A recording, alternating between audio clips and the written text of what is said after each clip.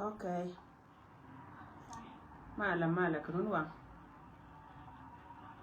Mala chang dar, mala tiang nei tina jinubin dial mala. Mala chang abangan ka pai baro. Saya ner ka mala mo gwa long ba ne dial ko yene tin. Na nei di jana jok. Saya ramana na ki screen wana. Banana yo di yang gus. Okay, saya manon si barayo. Saya man yan. Kenan. Kaya ner dial mala. Saya ada bila moy kedit. Brother Boss Quiz mala dear mala. Thanks for watching. Kaka, Taiman, my mala. Mano galong che ner ideal mala. Mala did yes and 4 people. Kera la moy ke B and 4 today. E bi de me lot ka and 4.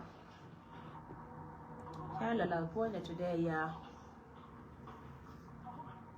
Ya ni mari nya chom tay man chual mala dia mala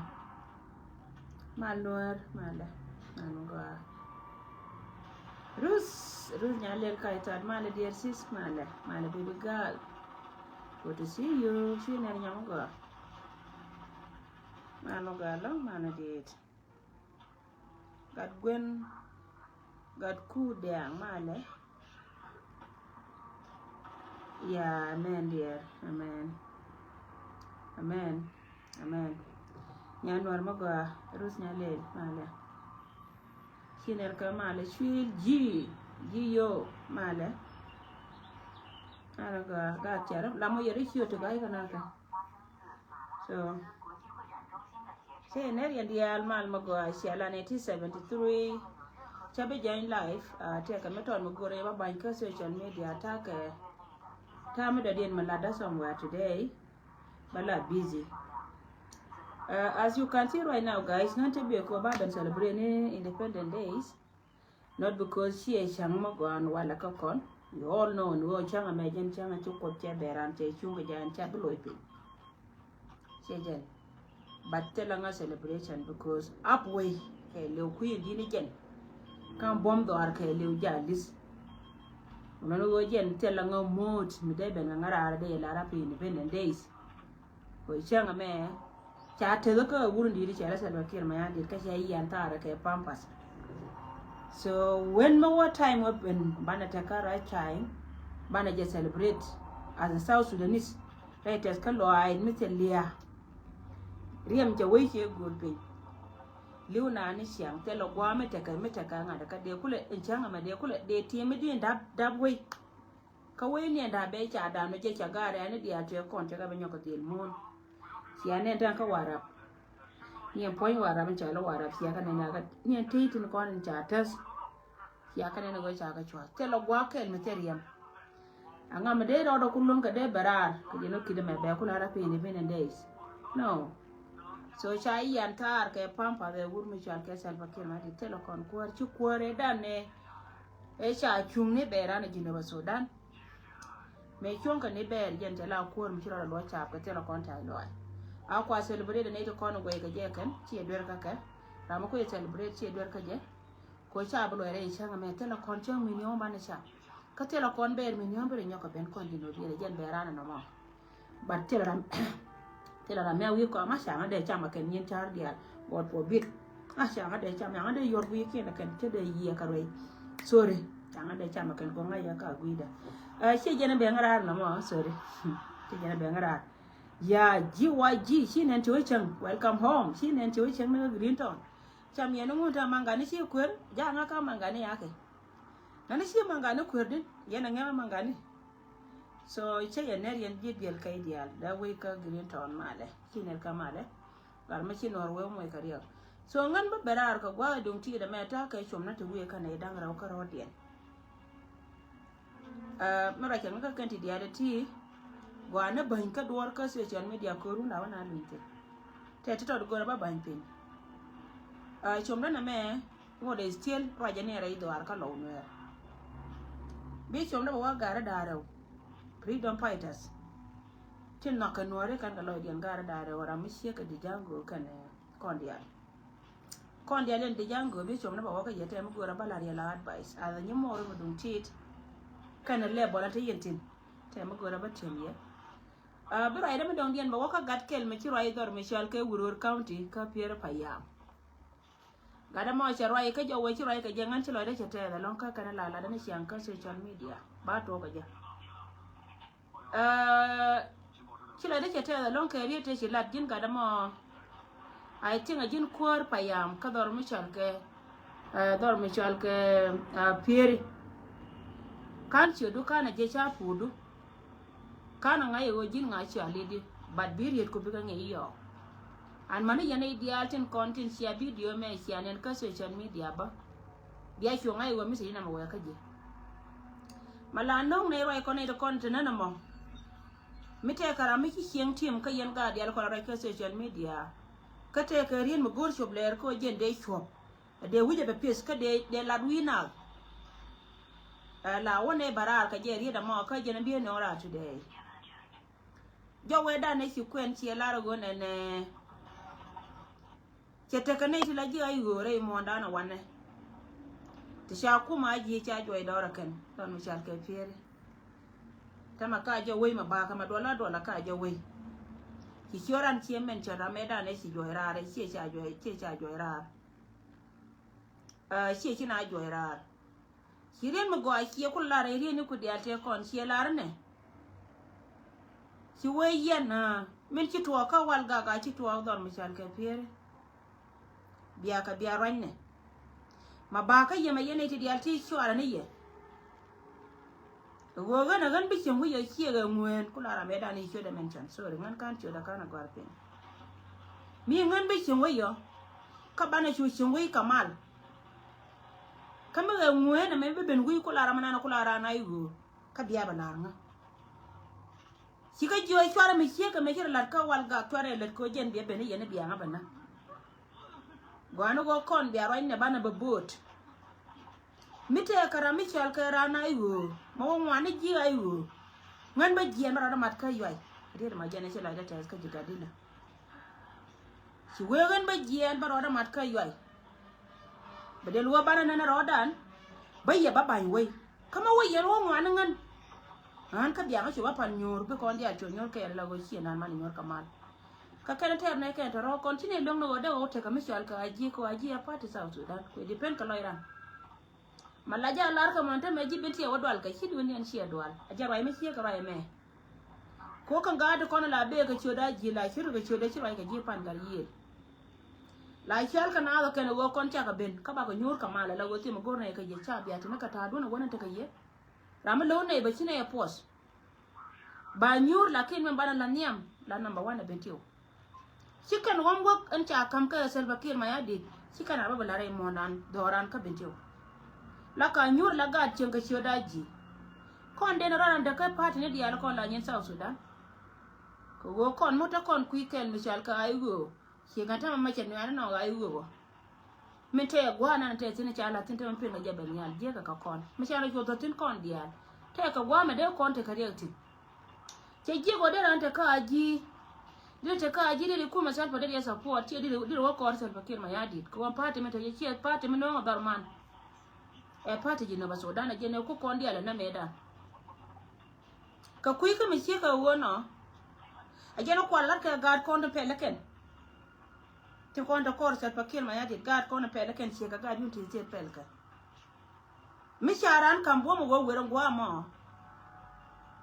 kana ka la ka ba be nyur la go ken pan ken lat ka ni ku me ka kai chap ken dia ri ri che ka ri to go te cha kon lar kon gad kon te la kwar bu nam ni che kwar to kon chal ka kwar ngani te ka ri me cha lar de sal pa me cha wa ka ku cha jo kon mi sia ben today bakala ne ku Iron mo wai wonyo ko joya ga yu bakala ne ayu ajata ku ma kana wi mon mata ka pat chwa ta tela pat ken malaluka riede da ne kilar ke loide ke tes ko jin si goro go chitor bliu ka chi ngai go jilu amata na ponyu ka aji kama wi no ngorun ame bi lo baka benefit ba lo ba don baka benefit ba benefit ba do re lo ka ami be penisienda di se ma jena la na ya lat kon ga to ko kena kon ra ka social media en go jin mati gwa mati tina ji cha jio e wur mata ka dorien maganga e wona hie mori me long na ya ka ga to kon to ku ya ji ka ga to kon cha lat chi ka me cha lat won nya pa na je ka me cha ko la wan me ma bodol me shi ga jani shi ko le ban no shi humiliation ne di ran ko la lat dai doran me cha lat riu da kai lu la ga to la ga ko to wur mi shal ka wonya ka wur mi shal ka gar ka to shi ka wur mi shal ka ma kal kon ka kan te kon te na ka gar kon na kan ka dam ka man kon kret ka gar ar jai ni kien to ana lo ni ka dun te na 13 ka kan ka ga nuari jel ka ka ga jan to ga jan ku la moy ka nok mi shal go kan ka kan la wuni to ger kan mana me be ko we lo ka ba ga kan dia la bi ka da pin ka jwa si ka ma kal me nan ka jan nan ka je ga lia ka chwari ga chwa nan ka lia sie me de ran tim ka te che cha ka de lam ka te ta tu goran gari cha ran ka ro che jen so ngan jo ni ji ine dar me chal ka wuror county me da net etana ka peace agreement ta tin me cha ku da sel ba kiro yadi right now cha ka maji ana jene la nen yene kon dia te kon te chal ke ji ayu me te yere mala me da na jen go ba dan chinara li ha benene gar to kon to ku mi kana gar ku la jal ka rodi la jal ka ke mane me chi party spele mai wo kid gwa bare ba chu lo ngoda la lo tela ra mata ka kon fule ka nga tela ra maga ka nga la wo nyur na la wo na ta lo riede da ne chilar pana je rieden gor ka je na jara mi li da na mo yen ji wuro to kon chal ke ji dar ma chal ke pier kan nan che ya gor mane kira mana na guiro do la wo jine kira na iwo ko gori je go chi ngana de do ne jintin tu do la nan tu ile ka do wai na chala da roi ma go alo to go jo ko no go bia ka bia nyor na bia roi ne yen nyor raje bia roi mo yen roi mo ko ya ne ke pu bara mat ka yoi ko yoi mi jente ka go sel pa mi di do bara ma de tin allora te roi mi je ate ko wai na chala da do la na je roi ngor ko na ka jaro yeda ne lat ke ne kon te kula general kon jaro yela ke tor gan ka jaro yela ke wi yolul ka jaro yela ke wur mi chan ke utong liye ka ne wur mi chan ke ma chiwen kala ma jo ka ma bora ka ta jo wi ro ka ter tor no ko wa ni dia la kon chan ke kwa ai go wai ro dun te dia nyur kamal mi chan ko do la ga lo ko da tira ma gor kon wo bina ju ka lu lo ne kan kan gar dung mi chiro ai ni chi ga to kon jala do nan chi ga bara chi gar je no chen apan tele lisu de benen tam na mo jen ben mala ka jen gor ka na mo mabala ya go ga de na ga ka mi che la te karam kel mi chiminan mi che la ko esa po de ne din ko ke na ko te lo dun on go gor mi chal ka sel ba kel ma ya de ta kam gor mi chal ka wonya a joj ta jo wora ya na ra ko cha bala kon dia mi bi abalian ka jen liang nan chi liang ka gan nan chi abaliu mu ya walian ka liang nan chi liang ka gan nan la ra je yana biya ka biya nyor ne yen ji dor mi chal ke pere pa yama mo ngwana ne de kon chal ke ji ajire we chi ka me cho kwar bo ne chol chue kan tele ne tibe win mi ne po ne pere pa yam tele ra mi te tin mala rana tele rana ji an mani jin ga na ne chi roi karoi nan chi wo yin ga ta kon ta kel ka ji chi ga ga chi man dole chi ga ngana no an po ne ndore cha ida tin tele ji ran mi chal wo ta ka ji kro do mat ka yoi before a kan tin dia la kon kan ne to ko ne kon men tar kan tema kan na da jelo ayon chi amar te ala ban mai chi to go to jelo a chen ra ma kan do ra kan chwa cha na cha kan na gan kan te kon te liu gan mar par ka yene da kon te ka mi chi ran dor che ngi che ka jin ga na na chi roi ka roi nan ka pier pa ya urpan man ro do ne kun te kon cha ga ja ji ka yo yin sila e pier pa ya ma do da lor ka garana ni chi ka be la rigo ni enta ma do la tan pan lar ka ja ka ga na wa ji ni mi chile ben ma ram chi na le chi do ka ji cha jo ra re we daga ni cha ji bilana ka me chi la chen da ndal chi ne bel chi ji ka ko roi dung mi chi ne te ko na te kel ka gar nya le o chi ka liang ni liya che de ben ka ku lakin man ni jin ba roi na ni chi la da ta ma chi na tiam amana ni angara ba ka ngai lo te rambi le kami jia dung no wamu gi chiang ko tin ka pere pa yam ga chiang ai ga wo ni ni chang chi ga chol mana kwar bo no gura anta ma china le roi pa yai la bana na ga ma da la wajen ba la na dungo lo di na chi ga kan kuma chiang ai ne tun wani wo chi kuma la na ko na ka kuma na ko so joni ji wojin kura madbu mataka yoya woiro do ka pere pa ya an chilo de te ka ri do ko ni silat ajenta ga de chinga na ma ko wojin meti ku yaji chelo no wochi wojane chelo no wojin jam ajin noir meti jin ka pad na ma binonga bi no ro noir mi me go me pitor bi ete ba be ne penisia disem kara mata ka ayo ba arame no de duor akuma ayo shi kuma noir party me la dung sa Sudan ma be no ngora ma be no ngala wo be no ro la ajin na ko la go na ma go ba linga ne tingai ka ngo hisi ya chana de tu la wajin ben bi tu na ku ka jin bi la politician ta jogo na la ja kwa nge cheka yang ba ji kwan cheka yang wa mi cha chan ba jo lu mo bilu la te di gwani politician meta ko ru te kana bi yin ta kana to ko ru ka jin ba yi shuno so ra yana na silat jin dole da na kon ma la je ko wor ko nyam jin go leader ajin leader mo go pan mi la lar ka duwar ka to jin kan mo go ajin go leader dung mi char dit kon dia to kon tre do aran kon do non ta ka dara go mi dit no dit to kon to ku ya ji tin hala to kon chara be job opportunity tin gor ka je kan be ka chon kamen gor ka ta ka ku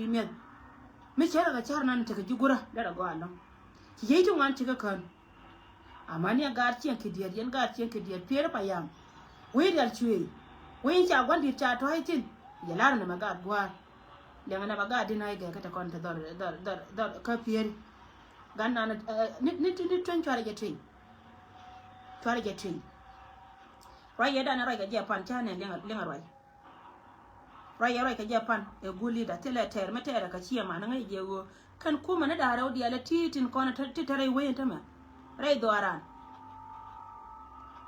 e ka kuma ni tele kana kona ka kan na ka da raudi shejan no kedi no je go ne to koni chal ke nuar ka neka ku ya kana ma ku ya ti so ngon che to ka dole nan an chilo de ke te ka ji jin gwa bi mo message be jete no chilo de te ka ji wer ka wanya raida man dong dien chet ka men cha la ro bo ka di jango di u kana kon dia gara ngate ka rai ma gora ba dariye ka rai na lada je ka kuidi na marai lada je ka kuidi na marai ne chenga da na chili ya to ka ga dwan cho kon di alvarar kon ga dinai kana wiya ka ga nyama nan ko kana ka ba tele mi sha dure ga dwan me na ka ga shi onore churu dan dia tunga na kan chwa nin chwa palakan faro da la rai social media tare dan kanai tilor kanai je kana won ga dwan ariam dan shejan kon so te ra mi si de wo yo tari rai dan te karama lo ne je won duwan para ne je karama don le ni du na mala damo ko na ci da cha ba la ran chwara te tin kon an gwa bara ma ke lew kane dia la kono goy ka kono ken ka social media ma rai kono la ngai karama lo ne je gora ma para na ran ci le na par ga la ngai ke je min gora ba ko la ye purna ni chal ke di na ma rai kana tane na konto ko la rai da rai te ka tana ma ne ka ti chama ni appointe nga da kono chal ka ga dwan chilo di test kamalat ka te ka tana ti chilo di test kamalat ka ko chenga da na chi kurme che to ka lo dina ma rai gen gat kel rai gandi ate konde ku celebrate wo chi lo chi ka pere le ne da chore ore chela gar ku rai ni go dina ma rai meta ga dwan meta ka ko ro jara man number 1 la ko lo la we chi ka dwal cha ga dwan cha ka palia ajaram kel me la de na ka la ko na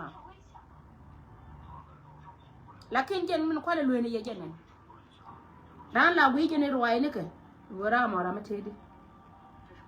kami si wo wi ka reality kan ga da ko ne chal ka ga dwan ge ka tin tuwo to ngai ka je ka no an duwan kana ga dina ye ka kel tira mat ke dina marai la de ko la de min jo ye bia bo de chwat ke dun ga nya la bu liyo so le ni ye kume ko te ke rin me che chop che la ro ne ane te ko na jo ye na ka ko be je ni sie full force me la ri dan ka je gen che fiel je las ka men tira la ka lo ko gen me gore me dan go no re lo ko man de pal ka ta na cha pali na ser kamen pal kan ina ser kan ngan nyanda pal ngai je gawo sie dun ko ci ga do nya ci ga dwal ga do man ma cer kan ta makan wani ta kon kan ka saranda dun da wala te kamala baka la te kamala mala riyaw na sie jan kan do kan saranda kan ro mat ko me jang dina ma roi me da ne po de bule la ra je ci law jala pa ni jo yir yan lo ya ka bi dina ma roi la ro je ci law jala pa ni jo yir kana ta nyede ka do an la ka bara bu ka roi biling no ci law jo yir tien kana kana pa jo yir kore da ne ci bare lo ka hiya kor matya a kor medit jan an me shi ko cha bom cha kam law shi kana dir cha lo dina ma roi cha cham roi na dina ma roi shi woran jan norwew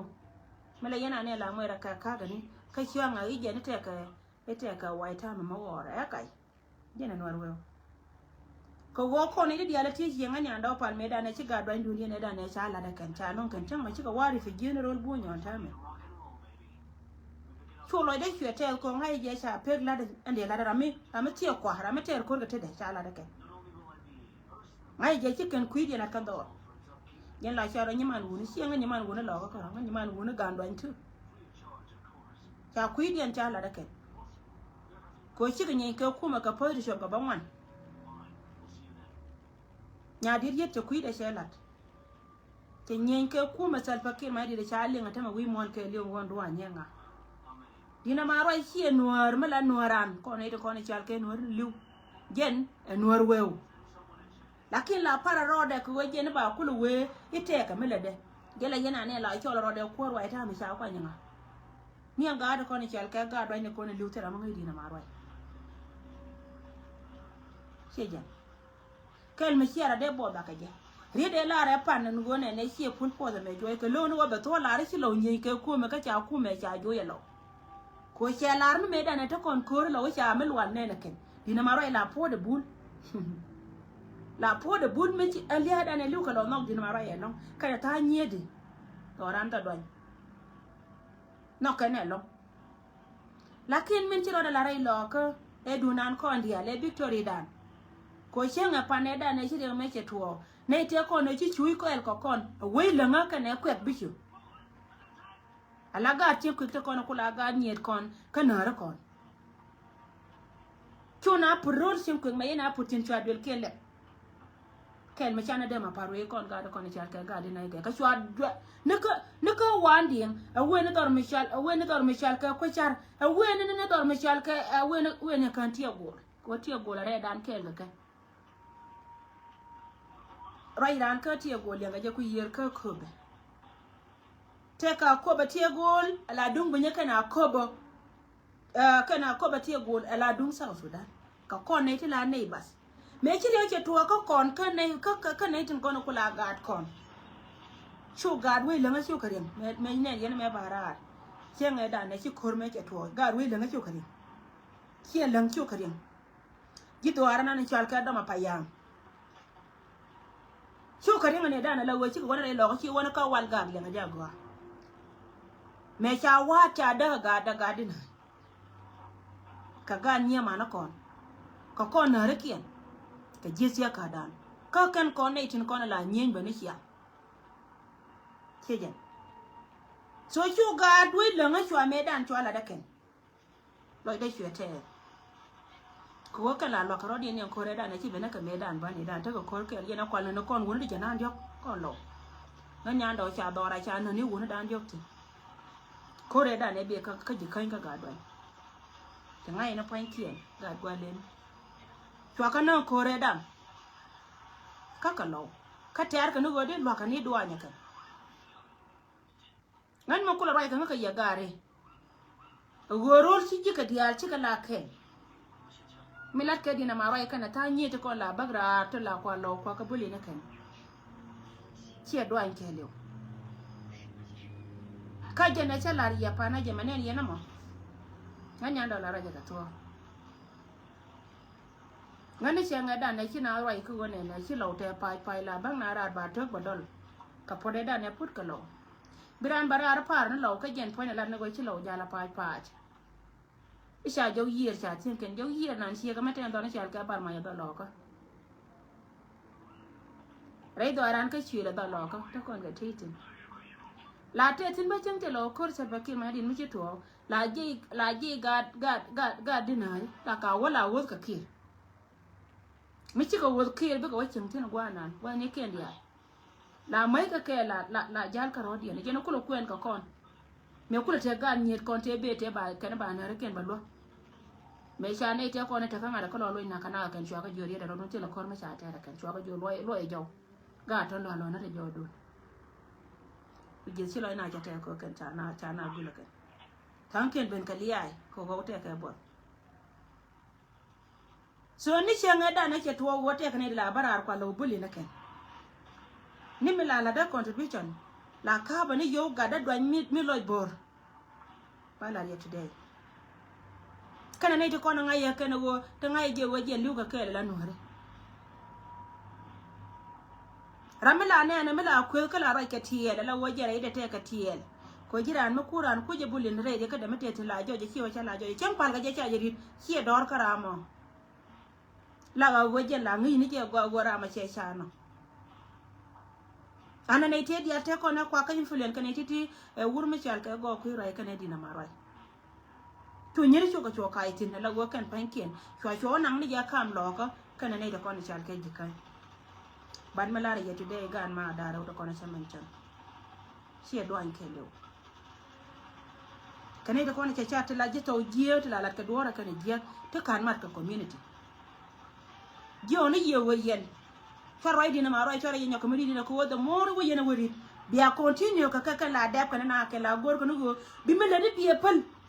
bu ko lo podcast kan yen ken jela yena ne ta mala ngadot ke ken la rana dot te ka mi nya dollar ko kan chara ya la ka telo den mo goy ke kan do nori telo den mo goy ke kan mi che ko wajen point de ngai kan go na me lor kan ja bala da ka la loy kan ni na the more sa jine no wajen te mele bi ba ji kula gore kan go jin bi mala de biya pal wo ka bi biya la to kan bi mi kan chan bina ta kan ngam ka social media ka kiyan ku ra kana mo je ron kan ne biya ci wai ke de ron lai ku ra wani yen platform da kono ku ya gona kan yin ware kara an mata me lo ka lar ka ku wai so da ja ko jin ba yo nan rai kami bira mi ci ro da ja ko jin ci ro da ja ka ce pel ka ro da be wo nan dubde ci go jega purna ni chale dina marwa ke de kan jara ke roya te kon ra ke gen cholo ni kuma ma de do bol buron cholo ni kuma biya na lo ko no lo ko me dan chalo de tes ke tes mi di de long tele mi chang me la ne la pare te kan te ngaya te la bang na karar ko ken kwa buli ne lo ke ban me la ko lo de wo mos ma jora te ka duan ge ka te chon kel ka ga di no ya long ni pin ko ngan la roja ka telephone ajena kula koy ka loy de na me wo mi chang te ka ne dang do chara den yot ka social media ke duni na loka mako dong mataran ka mai kala da ka lo wa da mate tino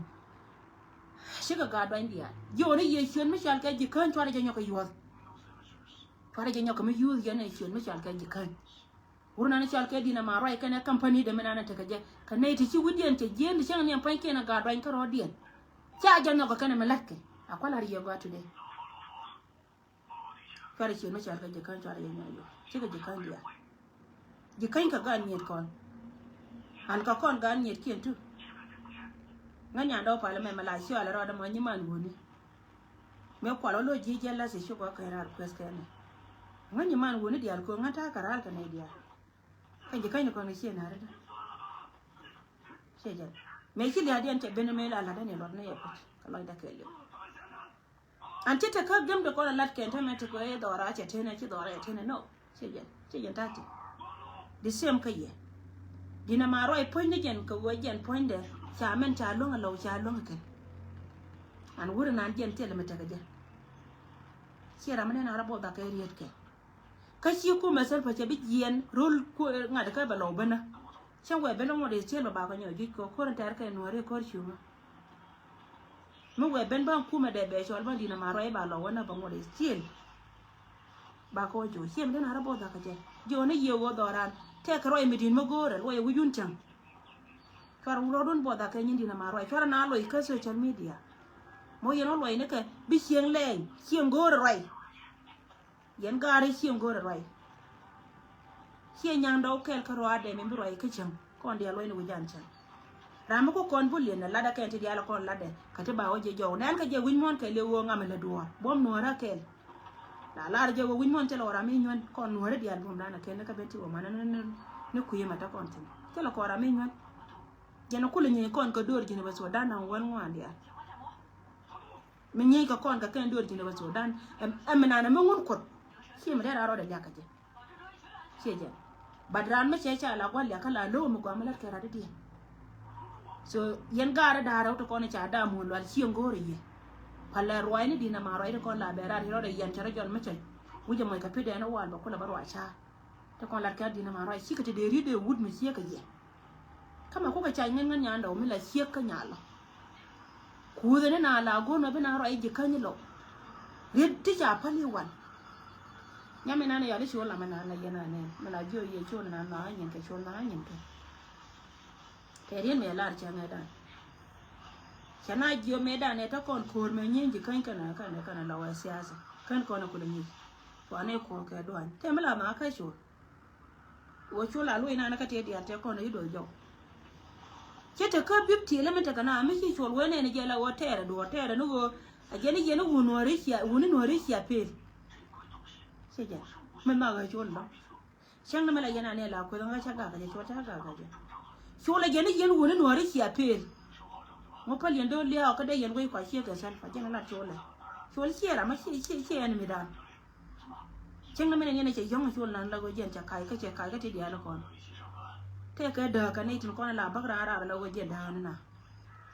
te ka da ka believe you me mere je mere ti no kun pan pe me go ra ka so ngan cha ba ra la go lo yen to kon la ken jo ne yen ka re te de dina ma roi dina ma roi che te gia uno to kon de lo ito dai no an chon me chal ka ji kan pale je ri from today do an chunga kel ka kon si kon do an be mat dina ma roi me si pe me la ra je pa na rin me chal ke wo me joy ka si pul pos e jealousy ur ma de la roi ka je roi nan jen si te de je fe ne te kon ne cha joy ka ngada ka dare chal ke kobe ni point na jine ba Sudan ga ya wo de ka joyi ne te kon point ji South Sudan ga ya ka chi wona ga jowe ne mi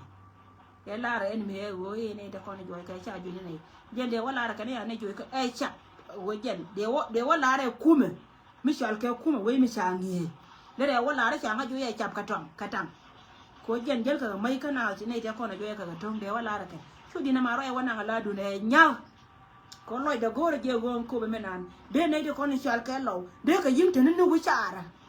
yana de na tot ka tie go kana na to jande na tot ka tie go lambar ko ro tine chi da de kon nyortin mi chi liya che bende na wo chi ke me di de da ne chi ben re lo ko me jele kana ma wone ne kan ga an makan ka len de kana ba ni jana wacha ka ta ka len an kan woni shi ngala ma ndam an si bata ce ne ke so na mo si me liak ti me nong lia tele mo golia tin ko tele mo gol go bina rodian ba roi ne ke ba ka loy ke je fara roi ne dina ma roi chara gudun bo da ka pala ka from today yen ka roi ne gujan chan gor kon go ban roi kai chap chi ban na kai chap chi ban na ka gat kon chang jona gat kon wo yen na chor dun na ka bang me ta wana mo bang non ko ne yede wurje ko biya ko lo betu ko be tok ko la pam na na liya gare nya le bindi nya yo manu ga lo mala Rebecca mala be si ner ka mal nye min ci mi to gar nya la bu liyo si an ne ta me gar nya la wala wote mi cha ne le kan ji kume te mi cha ne le kan ku ye liu ne cha nga pan ka cha ko nya la woli wala chicken cha pam ne to bien cha wo chicken ga dien kel shol re gan kon wa no ti ku di jango ta bi ka dunya ne ye na ngada ka no si ma ku ye gar ka yi cha pam ne to bien kan cha ga dien kel cha chola ken kan law ci ka kane da kona de ben poda kana kwa me cha ma jur cha na ne dan ka nasar ma jur me cha na ne dan ka nasar sai ne ko cha na ma jur me chana ka na ser chana ko chanana chejen so kata diala to je na jala zaka jangur na chaldi na marai ko jen chepil hiarun ko bu ngoni yen ko wora yen ko re bia we joni je dina marai no chara dun boda ke dun dina marai jen chepil jala ko jen ram kel ku te ka celebration tin day 1 ni me chi kuma wara lo ko lo de chwete da long ba chara ne pai chana ko no mo dire long je na ba lo ku tu ben do ben ayo par ko jen me tana ko ne na rol ji kan me ka lo den mar ko la bur ni ku ka ka de la bur ku ka ne go ku la bur ke me ku ka lo ke cho con đi ăn biệt có ngay con mấy vừa vừa đâu mà là cái chả gạt con chả cả con gạt đó con này chả cái vườn này là quật càng chỗ là gạt đàn mua con nó mua con nó điều mà chả ra kén cô gạt bên chiều cái pot này nó qua ra gạt đàn mà gang con nó con chụp hình mà đi à chứ mà uống này có đôi này chả là đuôi làm gạt đàn xe chân mà quật thiệt là quật cơ bị ấy chụp bên chiều cô ta mà là rồi chụp bên chiều càng gạt đó con dia dor dia le ko kona ken dia kon de ko ben run ka ken ga da kona cha pie kona dia ma cha run mo dia ma cha wadong bi ka wa kwar kona ken ko la gore banya de do bien kon gu ye ga wo min bi kana le che ka me cha ra luong tin ga ta nan jang pan kien a je na kwa la ye ne dia ma cha me dan ya na ye kai dun ga ban ko chi ni ga na kai kum ka gang ga ro dia today cha ba to go dia ma cha ra chi ra me chu ma chi ra da ko la kan chi ra na ma yan ga je kai dun ko go je ni chi na ni ka na sa ra chi wo la ka je chi na sa ra ka na ka go ka ne ka so yan ga da da jin di jang go ye na kon dia fara bo da ka yong na ka shon ma chale di kan from today ba lo yan ga na ga chale ji nyoko no ra gor ko no go bi na wo tol ko go bi lo i bo ro na ka se chen media ba tin ti chang ba ko la pa len nei de kon ka no weu ku yene je chang na wa chinga na ran tal pa kai ka mu da kai le ngaran de mo bor kai ka nuor weu chare ne je tinaken ka wonde e bor kana spele mai go jel ka kai biran we lo ga go ka ngaran de mo bor kai jen ban ta me la won credit de nanga jakarwa de tela gadgan do an ngaje mi cha kwantin yi ngara ma ku ne waita me ku ne da ya ka tatin lele mu jen yer ka tie ya ko tie je di jango tela me lele agwal ya kan jen agwal ku ne jen gorno be ga don kana ga dinai bi ka tchunga jena gore na mom che gore biya ka riede so jena bai da makama yen gar da wo shi gore ya pala ro ne dina ma ro ta shara kan yo ka social media ramu ku mala yana ne nganya no la ka kai ran nyira kono kon ba ma ku zaken la je la ne na je go kana jealousy.com is booming. That's what I see. Melana na kaka nyiri ko tele reason madara na bene beri ga banwe ga ko tera mi ya na gang nan ka jang seja kene gola rana gora ba kod wi nya ndo ba nya ndo kampi kan ngan tira na balonga kampi ko chele ni gamna meta gwa me nyene ngana jang ke nyege nore nyene jang so na majena ba ya kama yen garu dina maro ke pire ita ka da manan tete ke pire ita ka da manan tete shi ra madana rabo da ka je ka yen mo yeno kot ko re te me bia lo cheme chia lo ba gwino che bombe gwino i ra mu to chejen kan dia la ko ya to dian pat ko jena la kwa na la kan ka ne ko don wala cho pe cha ko ga ku ma selfa kan ka bol bron tele ka da ne ko la gor ko no jin ba ju ko ka pe kan binyin we ko we ka melenke bina wo kot ko ga na chi nyu kan chi nyu ko chejen ta kontin to kon do tin no chejen ta kontin mbala ye go yin wona no ta kon right ka social media kora la mechi yong ka yong da chora jaw ya loy bi guru do nya bara yo bi tencho na ora onyo letin anamon da ka ne do kan jona biya bo da chora liya ga nya lewa me gen ko lo ora ga nya lewa la wurchenga ka ga nya lewa cha Allah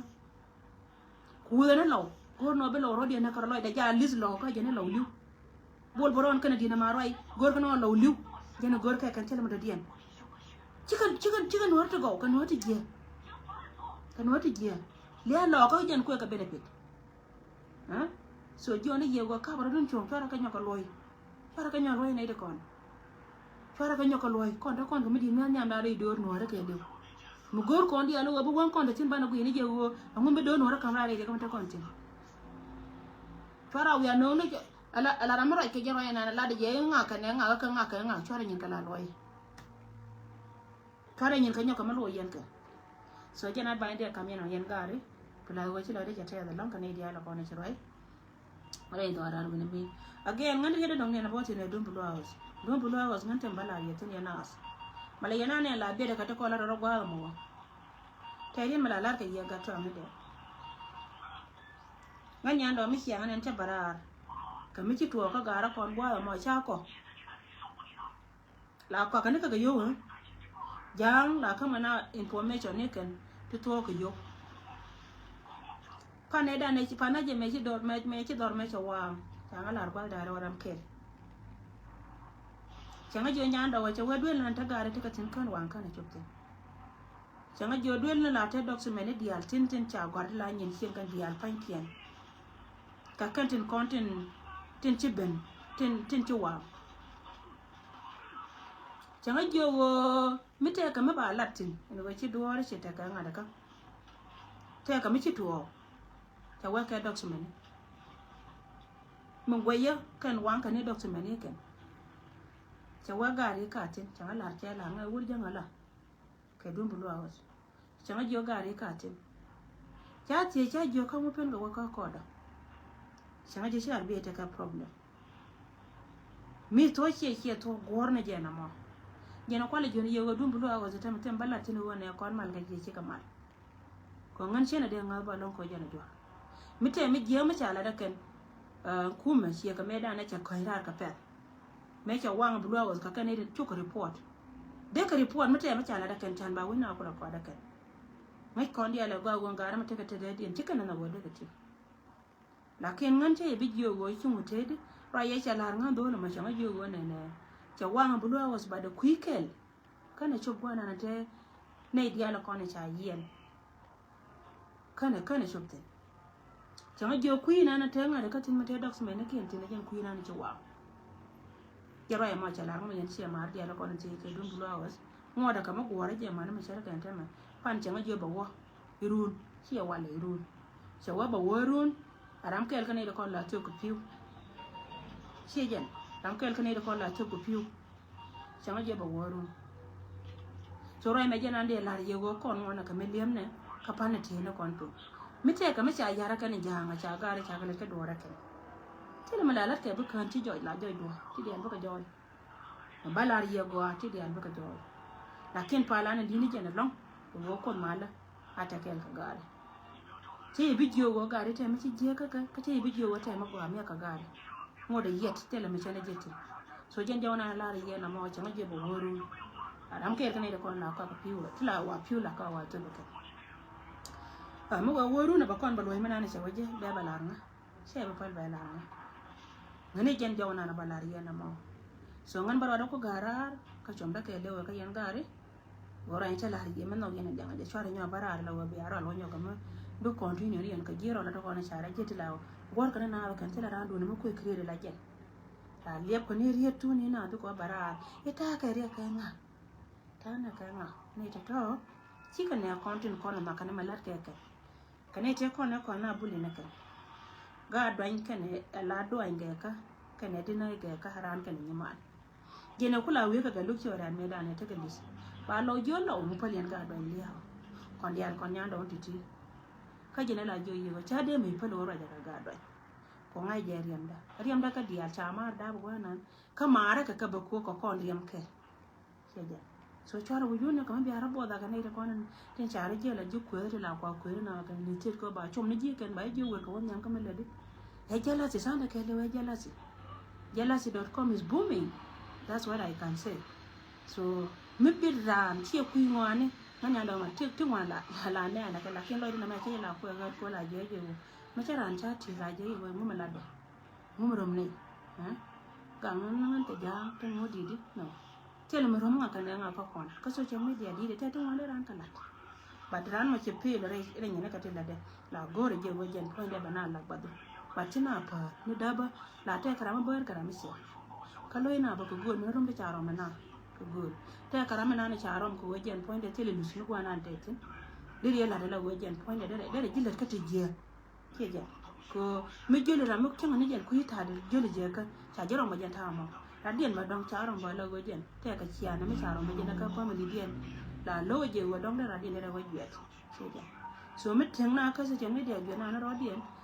sie jen be ka ta na ti ngan ngai ma la da ro ga jen ngai ye